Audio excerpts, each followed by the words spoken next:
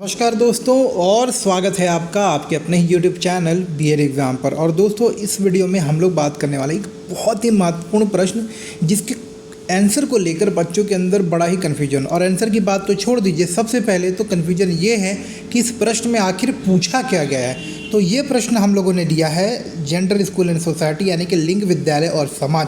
ये बहुत ही महत्वपूर्ण प्रश्न है और इतना आधा अधूरे रूप में इसे पूछा जाता है कि कई बार बच्चे समझ नहीं पाते कि वास्तव में इसमें उत्तर लिखना क्या है। तो कई बार हम कुछ भी लिख कर आ जाते हैं यहाँ पे। तो इस बात का आपको वहाँ पर ध्यान रखना है कि भाई क्वेश्चन को पहले समझिए कि क्वेश्चन पूछा क्या गया है, और उसके बाद आप उत्तर लिखिए। मैं पूरी आशा करता हूँ कि आपने अभी तक इसके जो भी आंसर कहीं पर भी देखे होंगे, आपको ये उत्तर थोड़ा अलग लगेगा। हो सकता है उत्तर तो आपको पता होगा, लेकिन ये क्वेश्चन आपने जिस तरह से अटेम्प्ट किया होगा शायद वो नहीं है। तो असल में क्वेश्चन क्या है, आइए मैं आपको वो समझाने का प्रयास करता हूँ। उम्मीद करता हूँ कि इस प्रश्न के उत्तर से सबसे पहले आप परिचित हो रहे होंगे और आपको ये उत्तर भी काफ़ी अच्छा लगेगा। अगर वीडियो लाइक करेंगे दोस्तों तो मुझे बहुत ज़्यादा प्रोत्साहन मिलेगा, और मैं आगे भी आप लोगों के लिए इसी तरह से जितने भी यूज़फुल वीडियोस हो सकते हैं आपके कंटेंट से लेकर आपके एग्ज़ाम के रिलेटेड सारी चीज़ें बनाने का प्रयास करूँगा। तो प्लीज़ सजेस्ट करिए मुझे,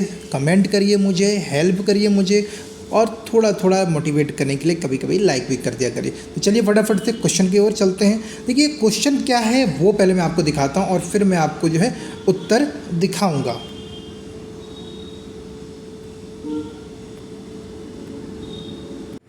तो दोस्तों, जैसे कि स्क्रीन पर आप देख रहे हैं कि आपके सामने क्वेश्चन है कि throw light on organization of schooling, विद्यालयीकरण के आयोजन पर प्रकाश डालिए। अब सिंपल सा क्वेश्चन लग रहा होगा आपको कि यार ये तो बड़ा ही सरल सा क्वेश्चन, इसमें इतना सारा क्या ताम झाम कर रहा हूँ मैं आपके लिए, जो अलग से इसमें क्या विशेष बता देने वाला हूँ।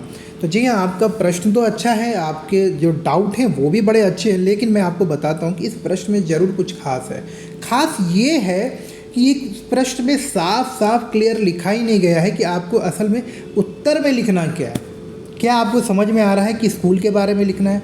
क्या आपको समझ में आ रहा है कि क्या ये समावेशी स्कूल के बारे में लिखना है? क्या आपको लग रहा है कि इस क्वेश्चन में आपको वो लिखना है कि स्कूल में हम महिलाओं को किस तरह से शिक्षित कर सकते हैं? क्या आपको लग रहा है, मतलब आपको क्या क्या लग रहा है, इतनी चीज़ें क्यों लग रही? मेरा प्रश्न यही है आपसे कि क्वेश्चन तो सिंपल होना चाहिए ना, सिंपल से कि describe national effort to protect human right. प्रश्न साफ साफ है कि भाई महिलाओं के अधिकारों की रक्षा के लिए राष्ट्र पर जो राष्ट्रीय स्तर है उस पर क्या प्रयास किए गए।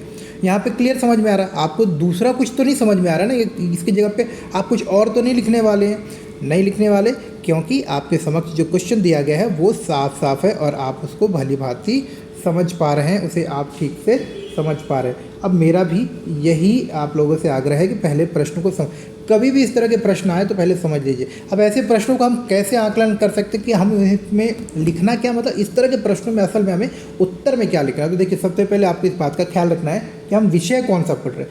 हम पढ़ रहे हैं लिंग, विद्यालय और समाज। तो कहीं ना कहीं इसमें जो प्रश्न पूछे जा रहे हैं वो कहीं ना कहीं लिंग अवधारणा से संबंधित, यानी कि जेंडर से रिलेटेड, जेंडर बायस से रिलेटेड, जेंडर की अवधारणा से रिलेटेड, महिलाओं की सुरक्षा से शिक्षा से संबंधित ही होंगे। यहाँ पर इसके विपरीत कोई दूसरा प्रश्न आपसे नहीं पूछा जा सकता। मतलब कि जो भी प्रश्न होंगे केंद्रित होंगे, टारगेटेड होंगे, ओरिएंटेड होंगे किस पर? महिलाओं पे। जो जेंडर की बात होती है, लिंग की बात होती है, लिंग भेद की बात होती है, जेंडर बायस की बात होती है, इन्हीं कंटेंट के आसपास इर्द गिर्द घूम रहा होगा। तो सबसे पहले उम्मीद करता हूँ कि इस बात को आप समझ गए होंगे कि इस प्रश्न में पूछा क्या गया। इस प्रश्न में बोला गया है आपसे कि आपको बताना है कि विद्यालयीकरण का आयोजन कैसे किया जाए, कैसे विद्यालय चलाए जाएं, कैसे विद्यालयों का आयोजन किया जाए, किस प्रकार से पाठ्यक्रम बनाया जाए, किस प्रकार से पाठ्यक्रम में विभिन्न पाठों को सजाया जाए, किस प्रकार से पाठ्यक्रम बनाते वक्त इस बात का विशेष ध्यान रखा जाए कि इसमें किसी प्रकार का लिंग भेद ना हो, किसी प्रकार की लैंगिक समानता ना हो, मतलब किसी से कोई भेदभाव ना, असमानता ना हो, सबको समान अवसर मिले, ऐसा पाठ्यक्रम बने। तो स्कूल में जो शिक्षक आए, स्कूल में जो सुविधाएं मिले वो सबको समान रूप से मिले। ऐसा ना हो कि किसी के साथ लिंग के आधार पर, जेंडर के आधार पर भेदभाव हो। तो आप इस बात को समझ गए होंगे, उम्मीद करता हूं कि प्रश्न में क्या पूछा गया, क्योंकि ये विषय हमारा लिंग, विद्यालय और समाज, यानी कि जेंडर स्कूल एंड सोसाइटी का है। तो ये हमारा प्रश्न भी इसी पर आधारित है कि भाई महिलाओं को, खास तौर पर जेंडर संबंधित जो भी लोग होते हैं, जो विभिन्न जेंडर के लोग होते हैं, हम उन्हें किस प्रकार से है जो शिक्षा की सुविधाएं उपलब्ध करा सकते हैं, विद्यालय को किस तरह से जो है परिवर्तित करना है, उसमें परिवर्तन लाना है, संशोधन करना है, ताकि जो है विभिन्न लिंग के लोग हैं, डिफरेंट जेंडर के लोग, चाहे वो स्त्री हो, पुरुष हो, या फिर जो है समलैंगिक जेंडर हो, इन सबको जो है शिक्षा के अवसर मिल सके। तो उम्मीद करते हैं क्वेश्चन के आंसर आप समझ गए होंगे। अब चलिए फटाफट से हमारे मेन उत्तर पर। अच्छा दोस्तों, यही प्रश्न आपको कुछ इस तरह से पूछ सकता है कि स्कूली शिक्षा के संगठन पर प्रकाश डालिए। व्याख्या कीजिए कि हम लैंगिक समानता के लिए स्कूली शिक्षा को किस प्रकार से व्यवस्थित कर सकते हैं। या फिर आपसे पूछ सकता है कि लिंग आधार पर जो भेदभाव होते हैं उसे रोकने के लिए विद्यालय में किस प्रकार से जो है हम काम कर सकते हैं, या विद्यालय किस प्रकार से है अपना उपयोग सहयोग दे सकता है। इन सभी प्रश्नों का एक ही समान उत्तर होने वाला है, बस शब्दों का खेल है, शब्द अलग अलग होंगे और आपको जो है प्रश्नों में थोड़ा भटकाने का प्रयास किया जाता है। तो अगर सही से आप कंटेंट को समझते हैं ना, तो आपसे प्रश्न कुछ भी पूछ लिया जाए, आप सभी प्रश्नों के उत्तर दे सकते हैं। तो फटाफट से देख लेते हैं। और ये कंटेंट आपको इंग्लिश और हिंदी दोनों मिल जाएगा, तो घबराने की कोई ज़रूरत नहीं है। आप हमारे साथ जुड़े हैं, आप मेरे भाई बहन की तरह है, और आपकी देखभाल करना, आपके लिए मदद करना, ये मेरी भी जिम्मेदारी होती है। तो प्लीज़ कंटेंट के लिए आप परेशान ना हो, आप जस्ट मुझे व्हाट्सएप करें, हाँ आप टेलीग्राम पर भी मुझे कनेक्ट कर सकते हैं। चलिए देखते हैं। देखिए दोस्तों, हमारे जीवन में हम विचार करते हैं कि स्कूल वो स्थान है, मतलब हम सब जानते हैं कि स्कूल ऐसे स्थान है जहाँ छात्रों को लैंगिक समानता के महत्व में बारे में समझाया जाता है। तो हम मानते ही है कि भाई स्कूल ही एक ऐसे प्रमुख संसाधनों में से एक है जो कि हमें इस बार के शिक्षित करता है, इस बात से हमें परिचित कराता है कि लैंगिक समानता का क्या महत्व है, लैंगिक समानता के क्या लाभ हैं, और अगर हम किसी के साथ जो है लिंग के आधार पर भेदभाव करते हैं, उन्हें अवसरों से हम जो है दूर रखते हैं, तो कहीं ना कहीं हमारे समाज को, हमारे राष्ट्र को इसका भारी नुकसान चुकाना पड़ सकता है, भारी नुकसान हो सकता है। चलिए आगे देखते हैं। तो हम देखते हैं कि स्कूल में बच्चे बड़े होकर सूचित और जिम्मेदार वयस्क बनेंगे, क्योंकि वे अपने जीवन की शुरुआती वर्षों में लैंगिक समानता के संपर्क में आते हैं। थोड़ा सा ट्रांसलेशन में दोस्तों इर्द गिर्द हो गया, थोड़ा ऊपर नीचे हो गया, लेकिन कंटेंट को आप मेरे साथ सुनते रहिए, समझते रहिए, तो आपको मैं ईजिली इस बात को समझा दूँ।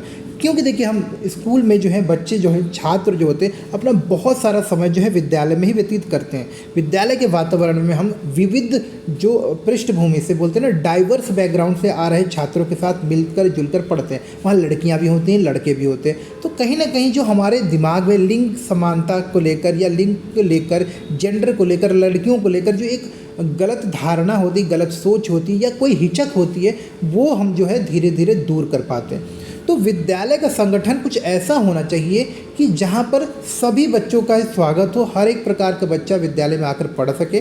दूसरा, खास तौर पर ऐसे बच्चे, ऐसी महिलाएं जिनको कि शिक्षा का अवसर अभी तक नहीं मिले, उन्हें भी जो है विद्यालय में आकर शिक्षित होने का अवसर मिल सके। दूसरा है, आप इस काम को और कर सकते हैं किस तरह से, विद्यालयों का संगठन कुछ ऐसे किया जाना चाहिए जो कि खासतौर पे महिला शिक्षा को लेकर, या ऐसे लोग जिनको कि शिक्षा के अवसर अभी तक नहीं मिले, उन्हें जो है विद्यालय में आने के लिए जो उपयुक्त वातावरण का निर्माण कर पाए। तो स्कूल में बच्चे बड़े होकर सूचित और जिम्मेदार वयस्क बनेंगे, क्योंकि वे अपने जीवन के शुरुआती वर्ष में लैंगिक समानता के संपर्क में आते हैं। यानी कि विद्यालय में ही तो हम सीखते हैं कि लैंगिक समानता क्या है, लिंग क्या है, लिंग भेद क्या है, लिंग आइडेंटिटी क्या है, लिंग पहचान क्या है, यानी कि बोलते हैं ना gender identity, gender gap, gender bias, मतलब बोलते हैं ना कि लैंगिक समानता और लैंगिक असमानता क्या, लैंगिक समानता का महत्व क्या। इस तरह की बातों से हम परिचित होते हैं, और जब हम परिचित होते हैं तो कहीं ना कहीं ये हमारे जीवन में भी काम आता है। तो जब बच्चे परिचित होंगे, उसे अपने जीवन में उपयोग में लाएंगे, कहीं ना कहीं जैसे जैसे वो वयस्क होंगे, इस चीज़ से परिचित होंगे, और जो गलत धारणा, अंधविश्वास, जो भ्रांतियाँ हमारे समाज में जेंडर को लेकर है, लिंग को लेकर, खासतौर महिलाओं को लेकर जो है, उसके प्रति जो है अपनी आवाज़ उठाएंगे, और बिल्कुल उसके जो भी गलत चीज़ें होंगी उसके खिलाफ आवाज़ उठाएंगे, उसको नकारेंगे, और महिलाओं को भी समान अवसर देंगे।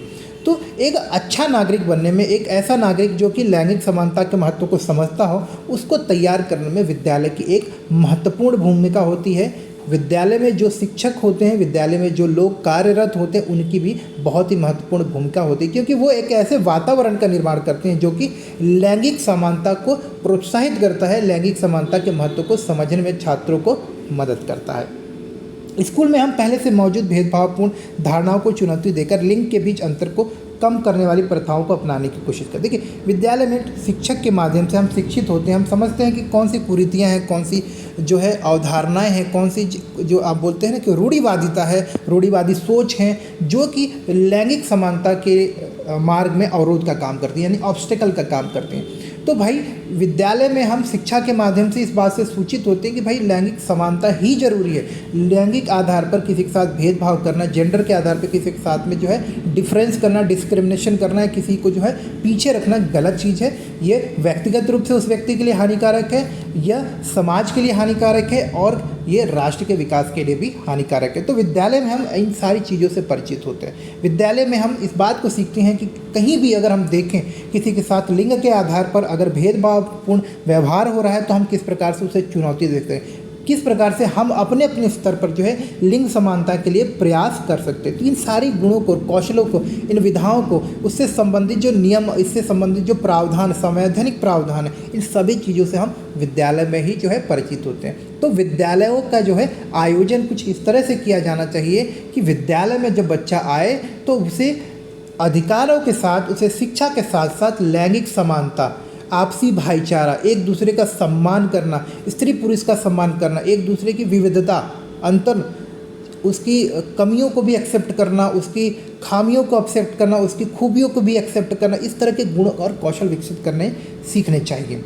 स्कूलों को विद्यार्थियों के लिए लैंगिक पूर्वाग्रह का अनुभव किए बिना सीखने के लिए एक सुरक्षित स्थान बनाना चाहिए। देखिए स्कूल का वातावरण कुछ ऐसा होना चाहिए जहाँ के बच्चे बिना किसी भेदभाव के, बच्चों के अंदर ऐसी भावना ही ना उत्पन्न हो कि ये स्त्री है या पुरुष है या लड़की है या लड़का, सबके अंदर एक समानता की भावना को विकसित करने का कार्य जो है विद्यालय को करना चाहिए। और इस कार्य में शिक्षकों का योगदान जो है महत्वपूर्ण होता है। कैसे किया जा सकता है? इसको करने के लिए कुछ महत्वपूर्ण कदम उठाए जा सकते हैं, जैसे कि जेंडर संवेदनशील पाठ्यक्रम का निर्माण किया जा सकता है। जेंडर संवेदनशील पाठ्यक्रम का अर्थ होता है एक ऐसा पाठ्यक्रम जिसमें किसी भी जेंडर विशेष के ऊपर जोर ना हो, मतलब ना तो पुरुषों के ऊपर विशेष जोर हो, ना तो महिलाओं के विशेष जोर हो। ऐसा ना निरूपित किया जाए, ऐसा कुछ पिक्चराइजेशन ना किया जाए जिससे कि पता चले कि भाई महिलाओं को जो है कम आंका जा रहा है, महिलाओं को जो है निम्न स्तर का दिखाया जा रहा है, जबकि पुरुषों को जो है बढ़ चढ़कर दिखाया जा रहा है। पुरुषों को सशक्त, पुरुषों को जो सबल, आत्मविश्वासी, और महिलाओं को थोड़ा दबा, घरेलू और एक जो नियमित रूढ़िवादी जो एक धारणा है उस रूप में ना दिखाया जाए। क्योंकि छात्र अपने शिक्षण संस्थान में नैतिक और धार्मिक सांस्कृतिक मूल्य समझते हैं, सीखते हैं, इसलिए यह महत्वपूर्ण है कि बच्चे जो पाठ पढ़े वो लैंगिक समानता को बढ़ावा देने वाला और सभी प्रकार के जो गलत कुरीतियाँ हैं, पूर्वाग्रह है, उनको मिटाने में भी सहायक हो। शिक्षक अधिक लिंग समावेशी पाठ्यक्रम को लागू करने में मदद करें, छात्रों को समझाने में मदद करें कि भाई लैंगिक समानता का क्या महत्व है। अधिक व्यक्तिगत रूप से सीखने में, अनुभव प्रदान करने में भी मदद करें। मतलब व्यक्तिगत रूप में भी अगर किसी के दिल में, किसी के दिमाग में कोई गलत धारणा है, कोई कुछ बातें ऐसी सोच रहा है जो शायद लैंगिक समानता के विरुद्ध है, तो शिक्षक को व्यक्तिगत रूप से हमें मदद करनी चाहिए ऐसे व्यक्तियों की जो कि लैंगिक रूढ़िवादिता से ग्रसित है या लैंगिक रूढ़िवादिता से जो है उसको मतलब दृष्टिकोण से ही दूसरे को देखता है। लिंग समावेशी कार्यक्रम का आयोजन करना। जी हाँ दोस्तों, देखिए लिंग समावेशी कार्यक्रम स्कूल और विद्यालय में समय समय पर ऐसे कार्यक्रम, ऐसे जो है प्रोग्राम्स का आयोजन किया जाना चाहिए जिससे कि लैंगिक समानता के ऊपर जोर हो, जिससे कि लोगों के बीच में इसके प्रति जो है चेतना जागे। तो हम लैंगिक समानता से संबंधित मुद्दों पर समय समय पर चर्चा, बहस, कोई नुक्कड़ नाटक कोई आयोजन कर सकते हैं, कोई प्रोग्राम कर सकते हैं। चर्चा के प्राथमिक विषय के रूप में हम अगर कोई विद्यालय कोई बाहर से आता है, कोई चीफ गेस्ट बुला सकते हैं जो कि लैंगिक समानता के ऊपर भाषण दे सके, हम लोगों को ज़्यादा जागरूक कर सके। हमारे बीच किसी ऐसे व्यक्ति को हम आमंत्रित कर सकते हैं जो हमें इस विषय में ज़्यादा समझने में मदद कर सके। शिक्षकों की मानसिक रूप से परिवर्तित होना। देखिए ये बहुत महत्वपूर्ण है कि हम लैंगिक समानता की बात तो करते हैं लेकिन कहीं ना कहीं हम शिक्षक और छात्र सभी इसी समाज का हिस्सा है, तो कहीं ना कहीं हमारे दिमाग में भी हम भी जो है मानसिक रूप से जो लिंग पूर्वाग्रह होता है, जेंडर बायस होता है और रूढ़िवादिता होती है जेंडर को लेकर, उससे ग्रसित होते हैं हम कितने भी बात कर लें। तो सबसे पहले लैंगिक समानता की बात को हम छात्रों को समझाएं। इससे पूर्व तो हमें खुद इस बात को एक्सेप्ट करना पड़ेगा कि लड़का लड़की में अंतर नहीं होता है, सबको समान अवसर मिलना चाहिए। और फिर हमारे दृष्टिकोण और हमारे व्यवहार में भी इस बात की झलक होनी चाहिए कि हम किसी के साथ भेदभाव नहीं कर रहे। और ये सिर्फ दिखावे के लिए ना हो, इस बात को हमें एक्सेप्ट करना पड़ेगा, इस बात को हमें मानना पड़ेगा, यानी कि हमारे एटीट्यूड में चेंज लाना पड़ेगा। तो शिक्षकों को मानसिक रूप से परिवर्तित होना पड़ेगा, शिक्षकों को इस बात को मानना पड़ेगा, शिक्षकों को इस बात के लिए तैयार होना पड़ेगा कि भाई सभी लोग समान हैं, सभी लिंग जो है समान होते हैं। तो कई बार देखिए आपने देखा होगा कि अनजाने में ही शिक्षक जो है कक्षा के वातावरण में, कक्षा में लैंगिक असमानता को बढ़ावा देते हैं। यह पितृसत्तात्मक संस्कृति के प्रभाव के कारण होता है, क्योंकि हम इसी समाज का हिस्सा है ना। इसलिए यह महत्वपूर्ण है कि हाँ, आप स्वयं अपने व्यवहार की निगरानी करें। यानी एक शिक्षक के रूप में हमें बड़ा ही सावधान रहना चाहिए। हमें कोई ऐसी गतिविधि या ऐसे कोई वक्तव्य या ऐसी कोई बात नहीं बोलनी चाहिए जो किसी प्रकार से जो है लिंग भेदभाव को बढ़ावा देता हो। हमें इस बात को सुनिश्चित करना चाहिए कि हम किसी प्रकार की लैंगिक भेदभाव का समर्थन ना कर रहे हों, और इस बात को भी सुनिश्चित करें कि उपयोग की जाने वाली जो भी शैक्षिक वस्तुएं, चाहे वो किताब हो, पेन पेंसिल हो, खेल की सामग्री हो या फिर विषयों को चुनाव को लेकर हो, हमें किसी को भी इस बात के लिए बाध्य नहीं करना चाहिए कि आप यही विषय लो क्योंकि आप स्त्री हो, यानी कि आप लड़की हो, और आप यही विषय या यही खेल खेलो क्योंकि आप पुरुष हो। तो हमें लिंग के आधार पर किसी को जो है किसी विषय को चुनने के लिए जो बाध्य नहीं करना चाहिए, और कभी ऐसा कुछ दिखे तो हमें ऐसी समस्या का सकारात्मक रूप से सामना करना चाहिए और समाधान करना चाहिए। पूर्वाग्रह मुक्त शैक्षिक संसाधन। देखिए, पूर्वाग्रह मुक्त किताबें, खेल के मैदान में, खेल की गतिविधियों में, खेल के सामान में, नाटक में, प्रोग्राम में, ऐसा ना हो कि डांस का प्रोग्राम हो रहा है और सिर्फ हम लड़कियों को ही वहाँ पर आमंत्रित करते हैं क्योंकि हमको लगता है कि डांस का कार्यक्रम है तो मतलब लड़कियाँ बेहतर कर सकती हैं। जी नहीं, हमें यहाँ पर लड़कों को भी आमंत्रित करना चाहिए। तो लिंग पूर्वाग्रह का मतलब ये नहीं होता कि सिर्फ लड़कियों के साथ भेदभाव होता, कई बार जो है लड़कों के साथ में भी भेदभाव होता है। अगर कोई बच्चा, कोई लड़का चाहता है कि वो होम साइंस ले, सोशल वर्क ले, वो पेंटिंग करे, वो क्राफ्ट करे, वो डिज़ाइनिंग करे, वो स्टिचिंग करे, यानी कि जो है सिलाई बुनाई करना चाहता है, तो उसे भी वो अवसर मिलना चाहिए। ऐसे विषयों को चुनने के लिए कभी उसे मना नहीं करना चाहिए। और किसी को सिर्फ जो है जेंडर रूढ़िवादिता से जुड़े जो विषय हैं कि भाई तुम एक लड़का हो तो सिर्फ आप जो है बाहरी जो एक्स्ट्रा गेम होते जैसे क्रिकेट, फुटबॉल जैसे गेम खेल सकते हो, आप लूडो, कैरम नहीं खेल सकते, या फिर जो खेल लड़कियां खेलती हैं आमतौर पर आप वो नहीं खेल सकते, या फिर लड़कियों को इस तरह से मना करना कि भाई क्रिकेट, फुटबॉल, वॉलीबॉल आप नहीं खेल सकते, ये तो लड़कों का खेल है। इस तरह का वातावरण कभी भी निर्माण नहीं करना। यानी कि जो शैक्षिक संसाधन उपलब्ध हैं विद्यालय में, विद्यालयीकरण की प्रक्रिया में ये बहुत महत्वपूर्ण है कि ये पूरी तरह से जो है लिंग पूर्वाग्रह से मुक्त हो।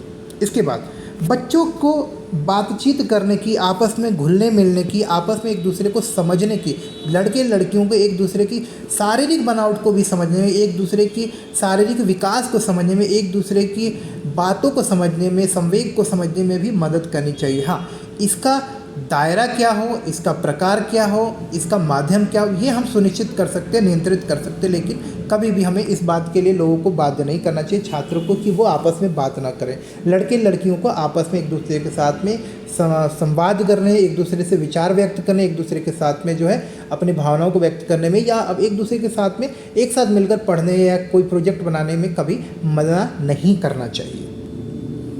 विभिन्न समुदायों से लैंगिक अवधारणाओं और भूमिकाओं का अन्वेषण। देखिए, समाज के विभिन्न हिस्से, विभिन्न देशों में जो है लिंग को लेकर अलग अलग अवधारणाएं हैं, उसमें बदलाव भी होते रहते हैं। तो जो लैंगिक समानता और लैंगिक अवधारणा से लेकर जो अलग अलग बदलाव हो रहे हैं विश्व स्तर पर समाज के विभिन्न हिस्सों में, उससे हमें बच्चों को समय समय पर परिचित कराना चाहिए।